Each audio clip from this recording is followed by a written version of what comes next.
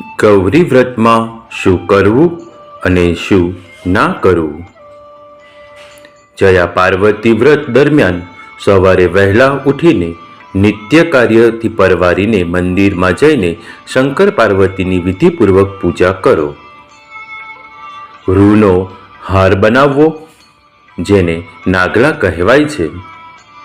જવારાને આ હાર નિત્ય અર્પણ કરવો.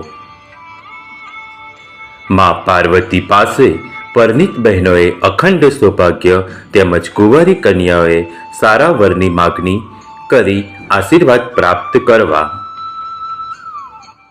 વ્રત દરમિયાન ખૂબ જ ખુશ રહેવું. છઠ્ઠા દિવસે સવારે મંદિરમાં જઈ મા પાર્વતીની પૂજા આરાધના કરી મીઠું અને લોટની સામગ્રી બનાવીને ખોરાક લઈને વ્રત પૂર્ણ કરી શકાય. વ્રતના અંતિમ દિવસે રાત્રિ જાગરણ કરવાનું મહત્વ છે. વ્રતની ઉજવણી 5 વર્ષને અંતે, 7 વર્ષને અંતે કે પછી 9 વર્ષના અંતે કરી શકાય. ગૌરી વ્રતમાં શું ન કરવું?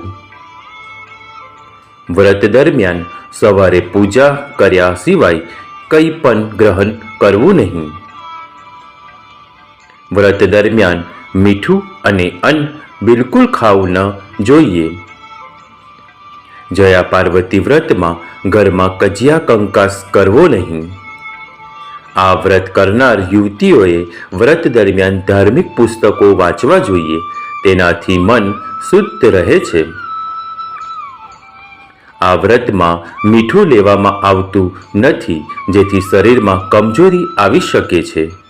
જેથી જે લોકોને શારીરિક રીતે કમજોર હોય તેમણે દેખાદેખીમાં વ્રત કરવું નહીં.